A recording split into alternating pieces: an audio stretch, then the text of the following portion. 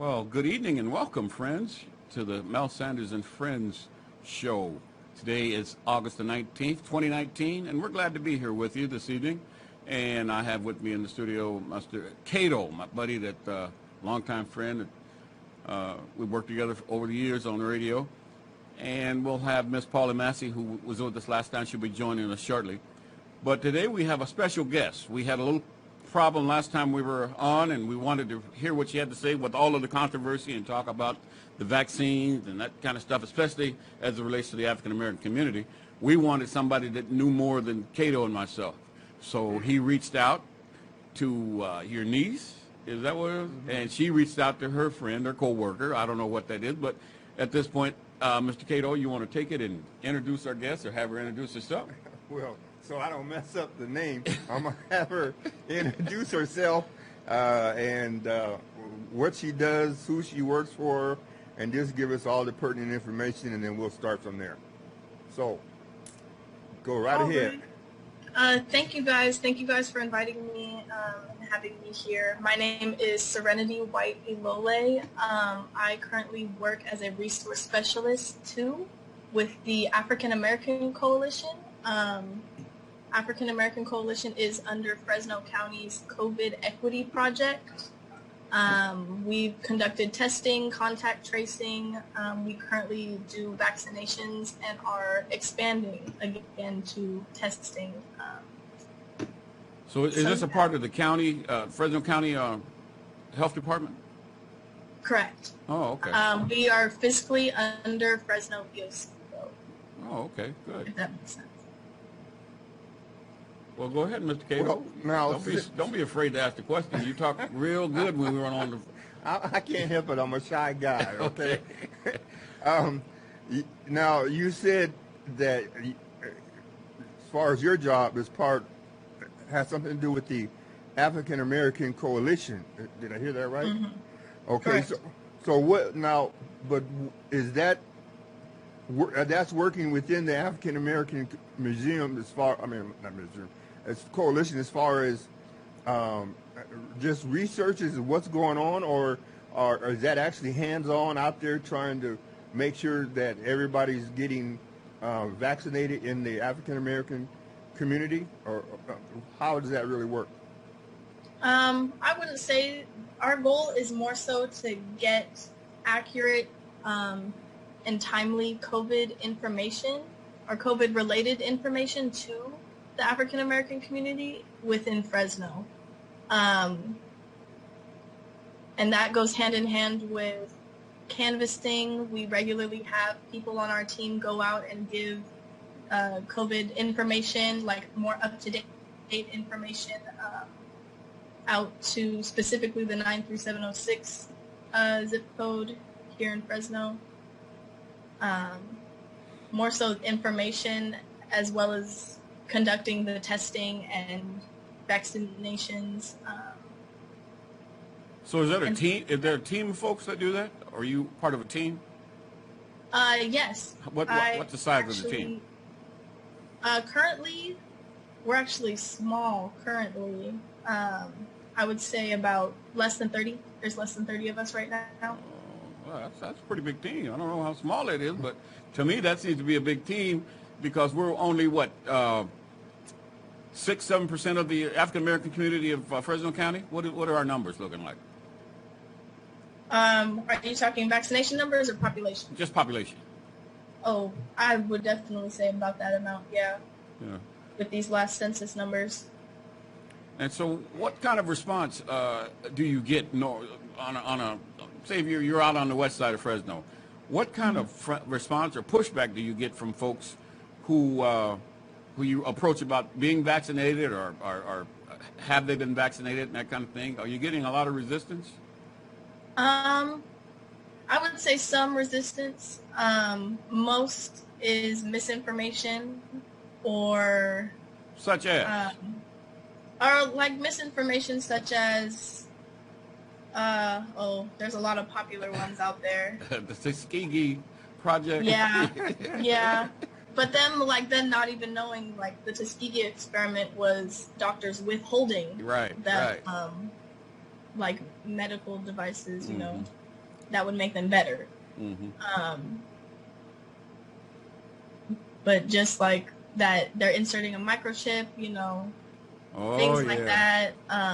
It's going to mutate you. It mutates your DNA. And our goal is just to get the information to them in a way that makes sense.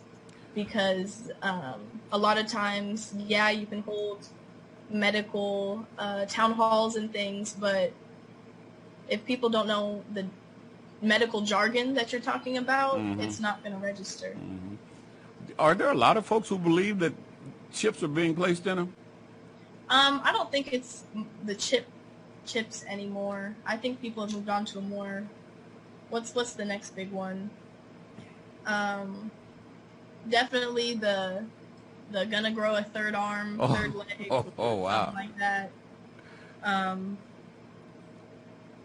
But is there sincere belief that there is something that it's not positive for them in the vaccine itself, or are they just regurgitating what they've heard from other folks that, you know, because there are some people that I think are sincerely disbelieving that this is, you know, a good thing for them.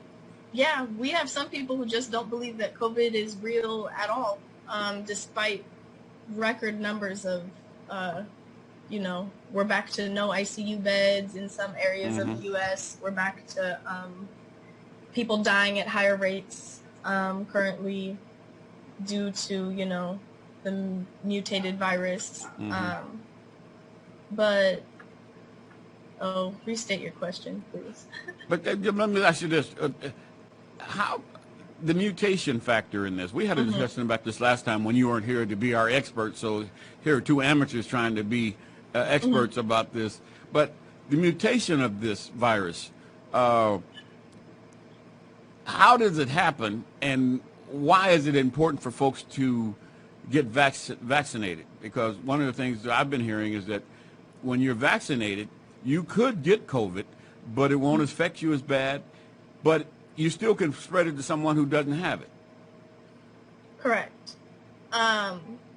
Which is very unfortunate. I would like to state I am not a medical professional.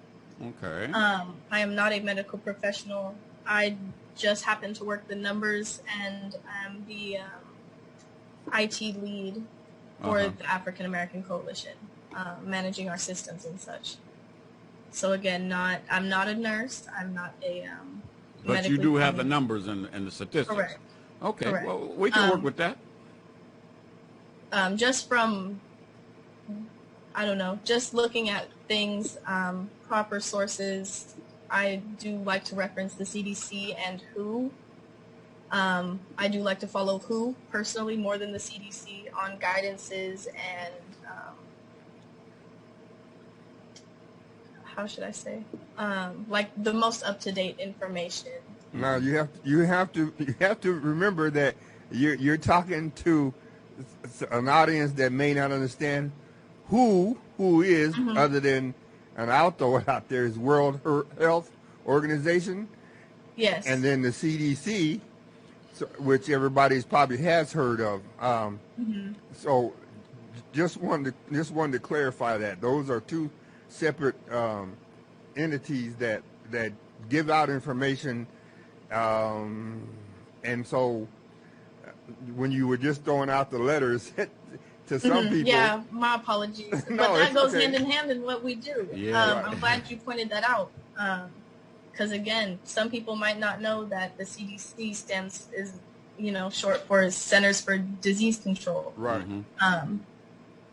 And again, the WHO is the World Health Organization. Now, what is the most glaring thing that your stats are showing you, or your organization? I mean, what's the number one thing that you have to fight? I mean, because you've thrown out a couple of things that are going through the community that people feel the reason why they shouldn't get vaccinated. But on your end, what is it that you see is the number one reason why people do not want to get vaccinated, or that you have to counter? Not that it can't be dismissed, But what is the number one thing that you find? Um,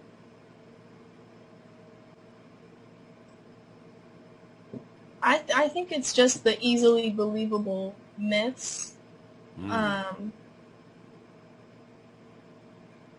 not even sure. Because a lot of times people are just like, no, I'm not gonna get that. Like, you're gonna give me COVID. Like, you're gonna, how should I say? They're gonna turn me into a zombie, or I'm gonna grow a third eye, or I won't be able to have kids. That's another popular one. It's gonna make me infertile.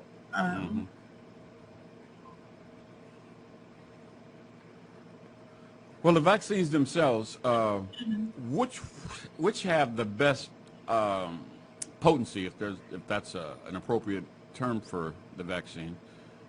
Okay. The term I believe would be efficacy. Like efficiency, efficacy. Right. I believe right now it is Pfizer. If you are fully vaccinated with Pfizer, I believe with the Delta variant being a thing, the efficacy went from 94 to 96%. That's just me not knowing the exact number, but it was mid 90s down to mid 80s. I would like to note that Moderna and Pfizer were just approved for booster shots as well, which is lovely.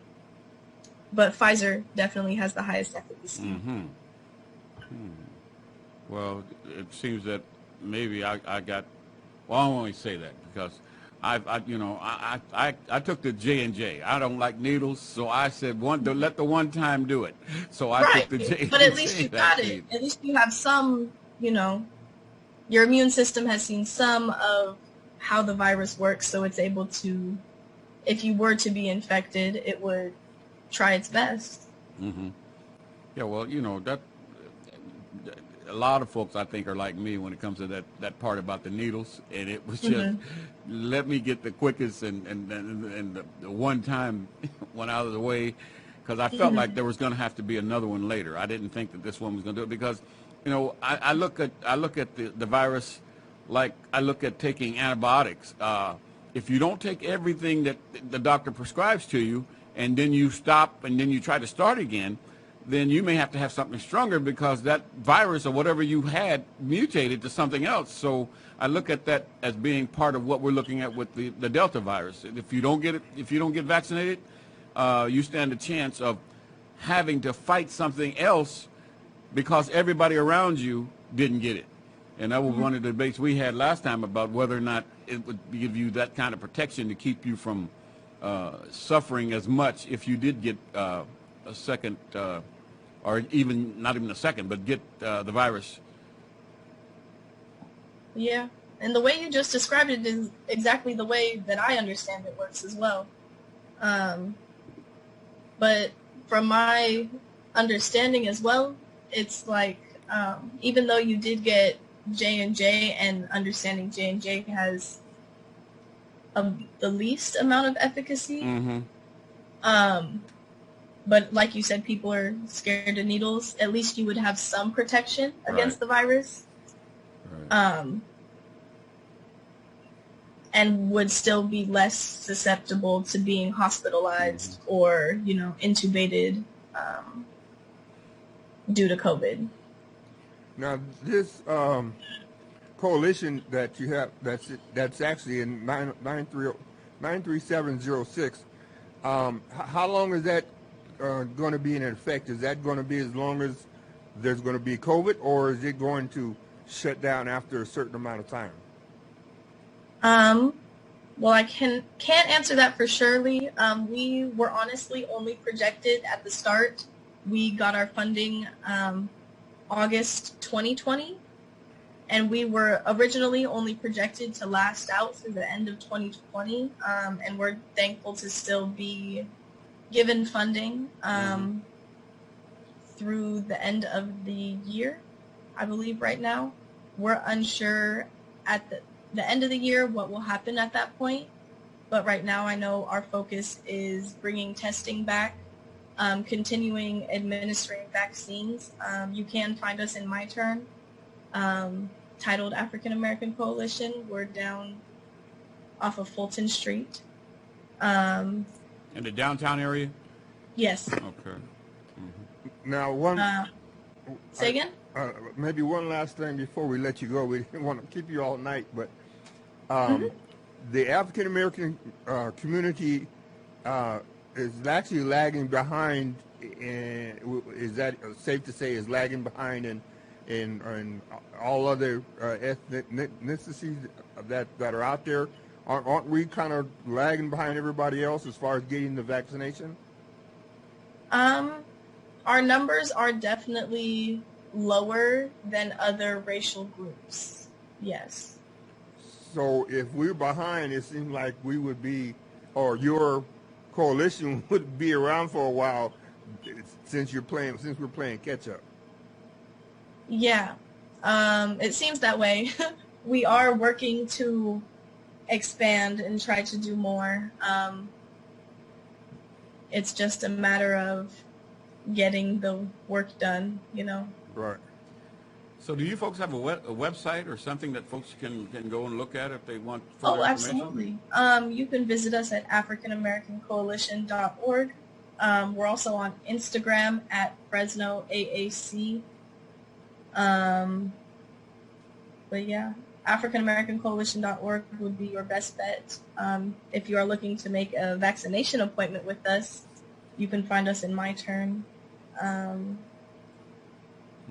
If there was any other information or questions, I'd be happy to answer those as well. Well, we appreciate you coming on and speaking with us and giving us this information. And hopefully maybe in the future we can come back and revisit. And maybe you have some good news for us. Right. All of a sudden we woke up and everybody was taking the shot and nobody was unsafe anymore. Yeah. Oh, yeah. Thank you very much for having me. Thank you, Serenity. Appreciate you. Thank you. Thank you. Have a wonderful evening. You too. You too. Thank you. Be safe. Well, I guess, were we both wrong for the last program, or just No, you? you were wrong. You were wrong. I'm never wrong No, I think when I'm you were around wrong you. because you said that if you get the shot, there's no guarantee. Well, there is. And, Wait. No, I know that's what I said. That if you because that was on the, and I can't actually say what site it was on. It wasn't a somebody's fifth party site. This was a #1 site. And matter of fact, you happened to write it down, huh? See, Okay. I know you. Like you said, we've been working together for a long. Well, not just working on the radio. We've known each other since kids. So I knew what you was going to say. So, matter of fact, I was going to take a picture of it just to make sure that what I was going to say I could back up, knowing you. So, what it said, this was the CDC.gov. Okay, CDC. Okay, Center for Disease. Yes, all right. Yes, their site. What this said. Now, this is not what I read before. Before, it definitely stated that does not prevent you from getting the coronavirus. That wasn't the Delta virus what we're dealing with now. That was early on. So COVID-19. Yes, it urged you to get it, but it also told you that it could not prevent you from getting it. That it would only lessen the severity of your symptoms that you had to deal with as a result of getting COVID. Now what it says is the vaccine cannot give you COVID-19. They will help keep you from getting COVID-19. Wait a minute. Back up, because I know you didn't hear it. I heard you. They're talking about the vaccines. They're talking about all of them. Yeah, they will not give you the disease. They cannot, well, maybe I miswrote it, but it said they cannot give you COVID-19. they will help keep you from getting COVID. Help. Okay. It didn't say that, It wasn't that you definite. would. Okay. No, That's the it word will you were help. looking for. It will help keep you. So that was, and that falls kind of line with some of the stuff most of the stuff that I read online, and that was from the CDC. I didn't get anything from the World Health Organization, but everything that I was seeing was in fact telling you that it would keep you from getting it. Everybody else but CDC, when you saw it online. So here they're telling you one thing, but they're omitting something that's very, very crucial, is that the vaccine doesn't guarantee that you won't get it. Okay. It just makes it you're not as sick. Well, my problem is if that's the case, then they're lying to you. That's my only problem. Not that they're not doing good by telling you go get the vaccine. And I'm not telling anybody not to get the vaccine. I'm just saying that the way they're presenting it is not totally truthful. That's my problem. All right. Well, we could debate this for another 15 No, we years, can't, and you still would be wrong. Because Cato's never wrong. But we do have Especially when you're around. joining us right now is our fellow co-host, Miss Paula Massey from South Valley. Welcome to the program, Miss Massey. And welcome. Thank you. Thank you. Yeah, we were just having a conversation. I think you heard some of that with the previous guest we had. But a couple of things I wanted to talk about, and maybe is there something in particular you wanted to talk about related to South Valley? Well, okay, good. All right. No, go ahead. I'm sorry. Go ahead. Well, I don't really have a whole lot tonight to talk about South Valley. You know, it is what it is. It's going to be what it is until people step up to the plate, attend meetings, raise sand, do whatever, you know. One person can't do everything. Well, it's that way all over. I mean, especially in the black community. We're very apathetic. We don't, we're unless somebody's stepping directly on your toe right now, you will say, well, that's the other guy. Let him worry about it. But one of the things I want to talk about is how do we change that mode and get people to being more proactive than reactive. And I say that because a few years ago when we were going through that process of losing the West Fresno School District to the state of California, well, from the County Office of Education and then to the state of California, folks were not, they couldn't see the bigger picture of what was going on and why it was happening. And to this day, I don't think a lot of folks really understand other than what they really didn't understand then, but they heard a lot about what was in the media. And I can remember hearing from folks in San Diego who were saying it was in their newspapers, and the Bay Area, it was in their newspapers, about a little school district, less than 1,000 students in the central San Joaquin Valley, and all of the turmoil that was going on. And we find out after several years of going through the same kind of thing, what they said it was not what it was. The whole intent from the beginning was to eliminate that district and merge it to another district, whereby eliminating African American leadership, board leadership, and turning it to a situation where there was basically an all-white board that would be running that part of the district. And so when we tried to share that with people back then, our community had been beat up so much that and tricked too, because we had a lot of folks who represented us and, so supposed to be representing us, and wound up doing things that cost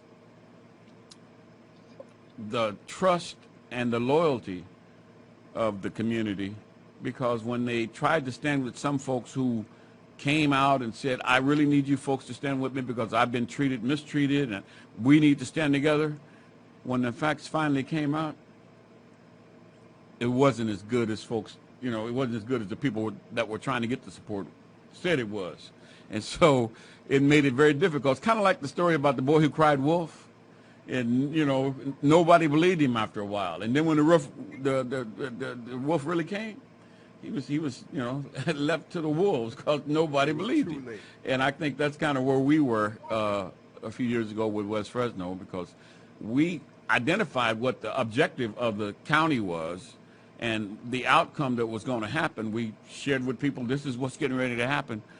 But at the end of the day, and you had a county office of education that was a master at communication and controlling the dollars, because one of the things they did to kind of make sure our voices were muted was to make sure that the people that we hired, whether it be attorneys or people that were consultants to help communicate what the issues were in the district, they wouldn't pay them. And the only people that have the authority to pay would have been the county office of education, because they oversee all education dollars. Anything you spent in the education arena, the county office of education has to sign off on it.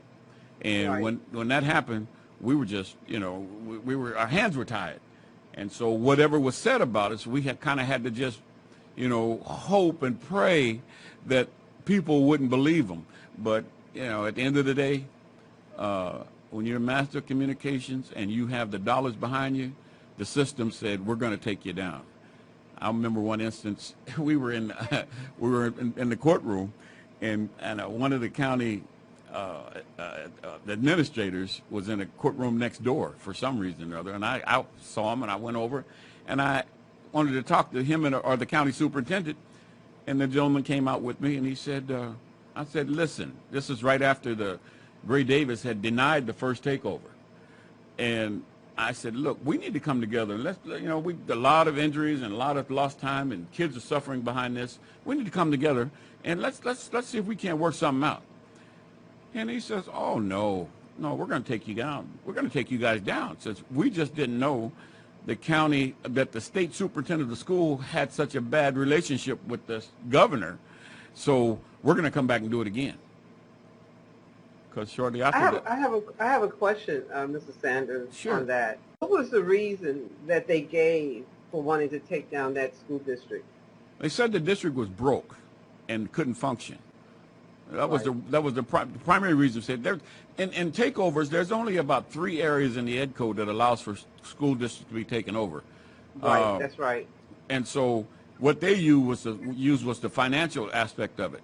Although none of that panned out to be true, but when you know how to play the game, I'll give you for instance, we didn't have a business manager, so we had to go out and hire one, and everybody we went to talk to had been given.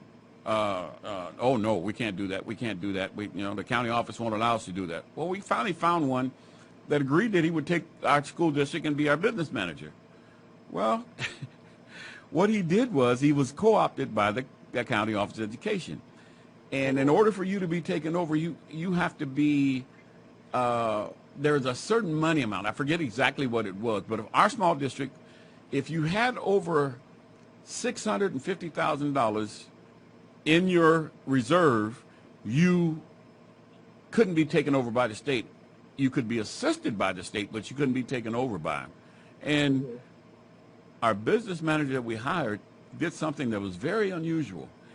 He went in, and most districts owe money, to different vendors, and they have a time to pay them. And so what he did was, rather than wait till the time to pay him was due, he simply went and paid everybody off in full, which meant that our money in our accounts was gone, because when you look at it, there was nothing there. But it had no board approval. The board did not authorize that. But because he worked for the district and he was in cahoots with the county after we had hired him, they depleted our account. But here's the really funny thing about it. One of the vendors, I don't know if folks remember this, it was a program called E-Rate, which came in all of these school districts, and they did a lot of improvement of the fiber optics and things like that to get schools ready for the modern technology.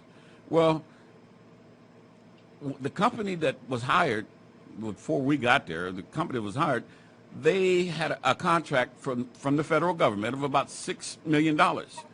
And of that $6 million, the school district was supposed to pay 10% of that.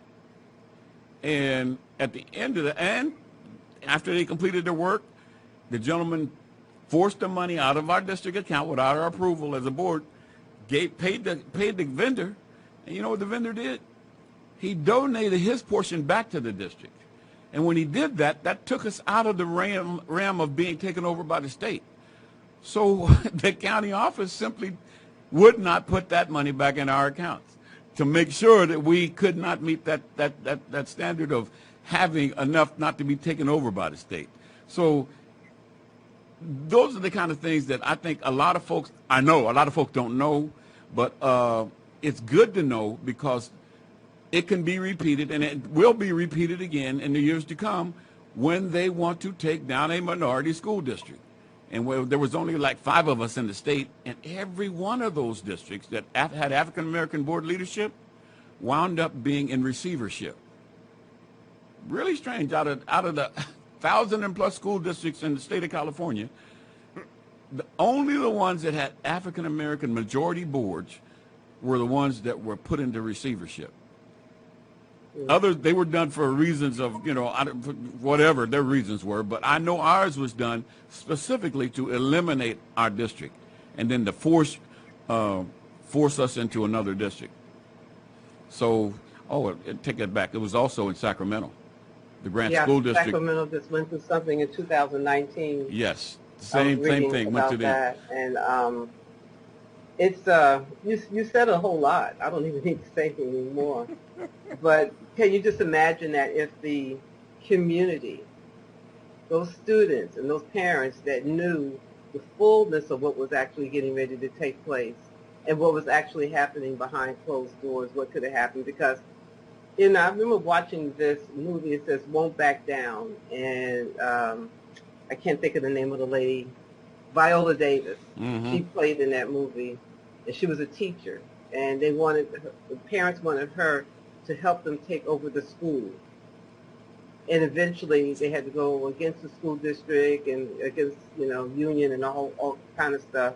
And they eventually took over the school. Mm-hmm. Because the kids wouldn't learn. So like you said, there's 3 different ways that they could come at you. One, the schools are not financially fit. They owe all this money, and they're not able to do what they need to do for the students. And then poor test scores. Mm-hmm. So when I had my radio show, the most of the things that I heard was poor test scores. Mm-hmm. That where the state would come in, and we know that when they come in and take over schools, a lot of fanfare. They want everybody to know we get ready to do this to this school. They give them some time, and most of the times the schools know that they're getting ready to be taken over, and they have a time limit to get everything in order. So just in my research is finding that even though the state comes in and what they're going to do is they come in there structurally and do things with the school structurally, but they don't even think about the students. They don't think about what's going to happen to the students or what's going to happen to the parents. And what they do is they go in and when they take over, that school board is no more existent. They get rid of all the school board. Yeah. Everybody in that school board is like, you're out. Goes. Yeah, they have no further oversight. It's all given to an administrator that's placed in that district, and they do that. Right. But to your point about not caring about the kids, in our situation, during the height of all of the things that were going on, our district had the second best test score improvement in all of Fresno County. In the height of all the controversy, that meant nothing to them. They were on a mission to get rid of this district, and that's what they did. Because they don't care. You're right. They don't care about the kids. They don't care about the community or the neighborhood. They have an objective, and they're going to figure out how to do. But there was a lot of money made on those takeovers, though. You bring in all of the education support groups that are supposed to come and help you get your academic piece back in place and your financial piece back in. All of them charge the state money for that. And they will come in there and they would say, okay, we're going to help you. We're going to give you a loan.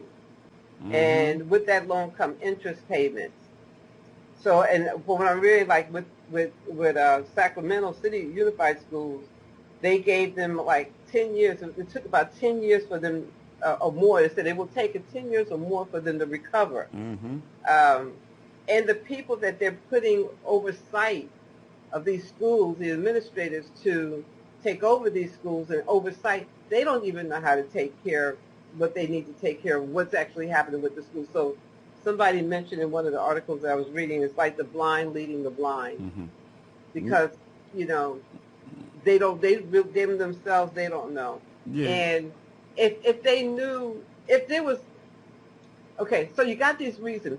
I can't remember what the third was. I know bad test scores. I know uh, uh, school districts that are not functioning financially. What is the other third one? I can't think of it off the top, but to I your should have highlighted it to your because I have my papers here in front of me. I didn't highlight it. But anyway, it says they cut off a lot of stuff. And a lot of times what these schools are doing, when they know that they're getting ready to go through a takeover if they don't get certain things done, they start cutting costs. They start cutting programs and things that the kids actually need. So now our children are actually suffering. And they're even suffering more when the administrator comes in because they're cutting more stuff. Let me speak to also that piece about the loan. They forced a loan on the district of, I forget what it was. It was $1 million something. At the time that they forced the loan, the district had a bond that they had passed a few years earlier, and they had over $1 million left on the bond. If there was a real financial problem, they would have allowed the school, they should have allowed the district to go back to the community and say, we want to redirect the balance of what you've already got out there to pay off the state so we can be in charge of our own business. What I found out was that once they made the loan was immediately sold. I didn't know that they would. I thought that the loan the note was held by the state. It wasn't. It was sold to an individual on the basis that there was no taxes to be paid, be charged to them for loaning the state the money to give to the school district. So it's a big racket, and everybody made money, but the district suffered and the community suffered because they didn't know. And had we known earlier, we could have went to our voters and said, hey, listen, the state is saying we're broke. We know we're not, but to get them out of our business, we want to redirect the balance of our bond that we pass, which is over $1 million, to get them out of our business, and they will be all the way out. We'll be in control of our own destiny. But when I found out that they had sold the bond, and the other sad side of that was the day that we went to Sacramento to talk to the state Senate and talk to the legislatures about why we didn't think we needed a loan and that the state shouldn't take over. Two of the people who are part of a crisis management team for school districts came to the floor and said, if you folks do not make them the loan right now, they may not make next month's payroll. This is in March. Do you know when they made the loan to the state? I mean, to the school district? December. So how were these people paid if the district was broke? It was all set up to look like the district was broke when it never was. They took the loan just to justify them doing what they did. And I suspect this. I don't even think they loaned the district the money. I think they there was some backroom shenanigans that went on that just said, okay, we'll do it on paper, but we got enough money to make payroll and do what we need to do for the rest of this school year. So it's just interesting, and I'm just giving you the tip of it, of what happened, not the real details of it, but for those folks who would like to know, I'd be more than happy to sit down with you and just show you the documentation that we kept for all those years of. We did a chronology of each day from the time the county stepped in till the time that the state took over. And we told you every day what happened, who did what, when, and that kind of thing. And I don't think a lot of folks did that, but we had a team of folks who wanted to make sure that history reflected exactly what happened to the school district. So anyway, I just wanted to kind of bring that up and talk about that a bit and get this on the record because these things live forever. I didn't know. You go to YouTube, you'll find this. It's really bad. I'm sorry. Well, I got a question though. Go ahead. I'm sorry. Who are you saying? Go ahead to? Cato had a question. The going back then, and the county stepped in to take over the West Fresno School District, and to get rid of the board, which was an all-black board. Right.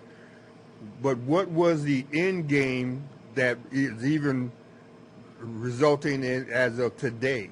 Because it was more than just taking over the board. They had gains in mind for down the road that they had to get rid of the board and take over the school in order for the bigger picture, which was Washington Union School District. Which, I'm glad you asked, led to the reason that it was so important for them to take the district is because all of the major development in Southwest Fresno, the majority of it was going to be in the West Fresno School District, which meant that our tax base was going to grow, we're going to have more revenue, and we wouldn't have had to share that with the high school.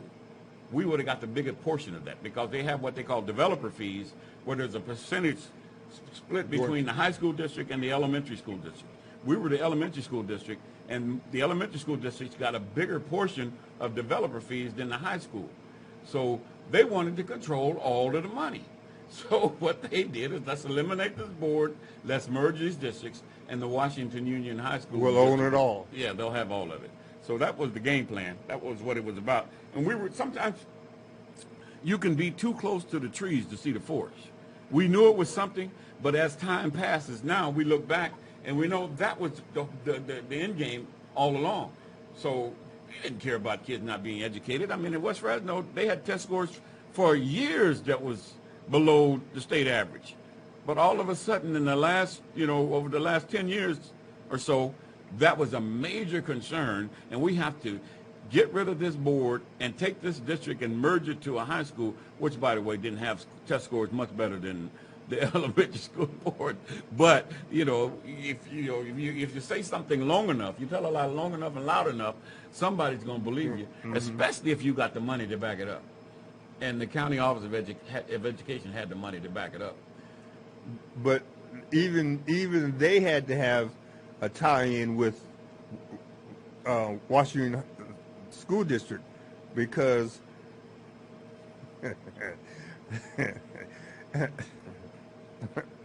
I'm thinking ahead of myself. The county had a. I guess where I'm getting ahead of myself, because you have to look at the county had to have a gain, otherwise they wouldn't have fooled with Washington School District. They had to have, I guess, they had to have, I guess the easy way, they had to have a reason, but that's not the word I'm looking for. I'm looking for a devious reason. in order for them to take on, to remove this school district, because you got to remember, this is along with, it was a black board, but it still was a small school district, and the county has other small school districts and other small school districts who were having failures in the classroom as far as test scores. So this was not just based off of the students not learning, because other school districts in the county were facing the same situation. Exactly. Okay. So they targeted this district for more than one reason, is what you're getting. More than the basic reason of let's do it for the kids, especially when the county got in. But the county got in and they were working with West Fresno School. I mean, the Washington High School District. So that was the tie-in. It wasn't county just going after West Fresno. They were going in after West Fresno with and say in cahoots of the Washington High School District. Exactly. Yeah. And the funny thing about it is, less than a mile from the campus of the West Fresno School District, a mile and a half at the max, there was another little school district called Orange Center School District. That's what I'm speaking of. And that school district, they accused the West Fresno School District and its trustees of misuse of funds, basically stealing money, is what they were saying. That you misuse money, you misuse your credit card, you did blah, blah, blah. Well, a school district less than a mile and a half from West Fresno, named Orange Center Elementary School District, actually had a business manager who was stealing them blind. He had created some accounts that produced invoices to companies that didn't exist. During the time that they were chasing us a mile and a half away, here's a guy that's stealing them blind. And when they finally realized what he was doing, he had been doing it for like 4 or 5 years. And when they realized what he's doing, yeah, they dropped the hammer on him. But you were spending all that time watching these guys. And here's a guy right around the corner. He's stealing you blind. So it was they did have an agenda that had to do with more than just the best, in the best interest of kids. It had a lot of financial ramifications to it too. And smaller districts that, don't have the ability to defend themselves, you wind up, taking it like that because, the big guy always, the big fish always eat the little fish. You don't see the little fish eating big fish. And we were the small fish, so that's what happened to us. But one of the other disappointing things about it is we had talked to several people in Sacramento to try to get them to help us fend off these folks because we knew we were being treated unfairly. And I had the Dr. Buchanan, Floyd Buchanan, who was the former superintendent of the Clovis Unified System, and I had an opportunity to go up and talk to, who was not in Sacramento anymore, the great Willie Brown. And we figured he knew people in Sacramento, and if he heard our plight, he could make a couple of phone calls and get them to look at it differently. And he listened, and he did make a call or two. But at the end of the day, the results were the same.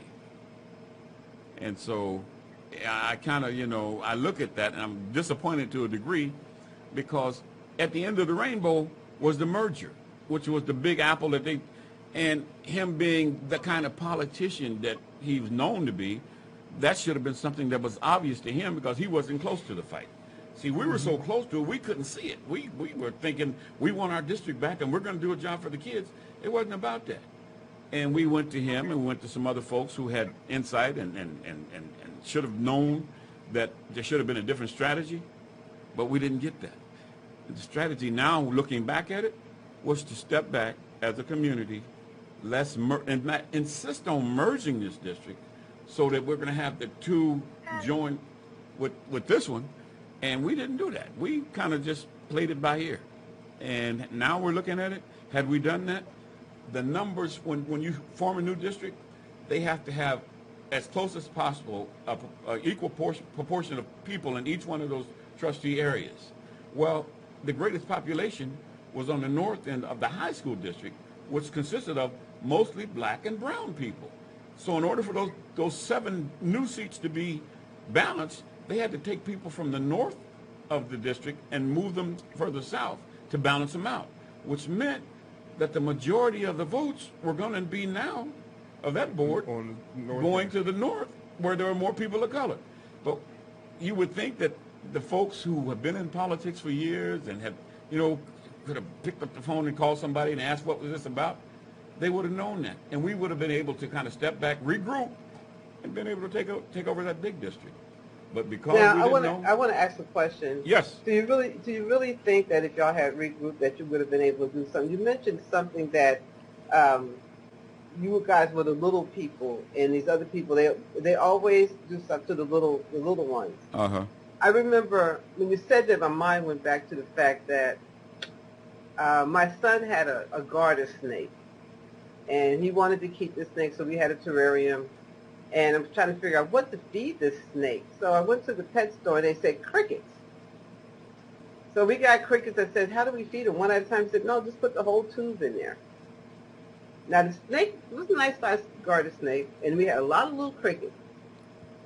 So the next day, I'm looking at the snake, and the snake is laid up on the rock. Like, okay, and these little crickets is riding around, walking around him and stuff, hopping over him. I'm like, okay, he must be full.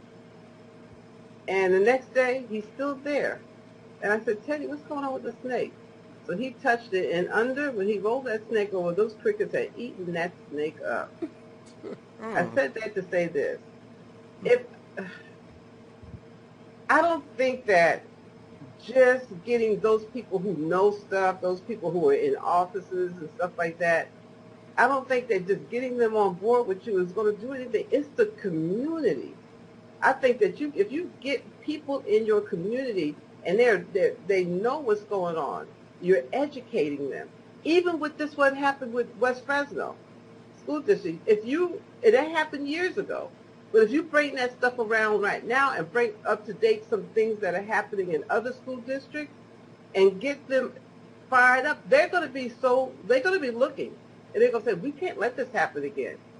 Because it is going to happen again. And it is happening. It's happening all over the United States with a lot of these schools. And they'll go after the small school districts. I agree with you. And the one thing about it is that when I was talking to you about the money, the state loans and charges an interest rate on the borrowed money. So now the school districts have to make cuts to pay the bills, and the district would need to make even more cuts to pay back the state loan with interest. So there's no money available for the children. And then once again, because this is from 2019, when the administrator comes in, after they get rid of the board, now you have another administrator come in, and now there's no local the local control is lost. Right. So so whatever that local control is, whatever the parents are doing, the parents need to know that. And I think that right now, I can't say so much as my community, my group of people my age are going to do anything, or even those that are little, but these younger people, I don't know, the generation X, Y, Z, I don't know what they call them now, but I think they have a different mindset, and they're out there movers and shakers. When Paula? they know what Paula? has happened, they're more apt to move forward. Paula, So, we're going to have to cut it short because we are out of time. we enjoyed this conversation, and we're going to have to pick this up again. But, folks, we hope you've enjoyed the program. I hope I didn't give you too much to chew on, but we'll revisit this again. We're not going to just do it right away, but we're going to come back again because I think what she said was very important. We need to share this information with folks because this will happen again, and it is happening again. I didn't know about the one in 2019, but I know it's very capable of happening. So, folks, we hope you've enjoyed it.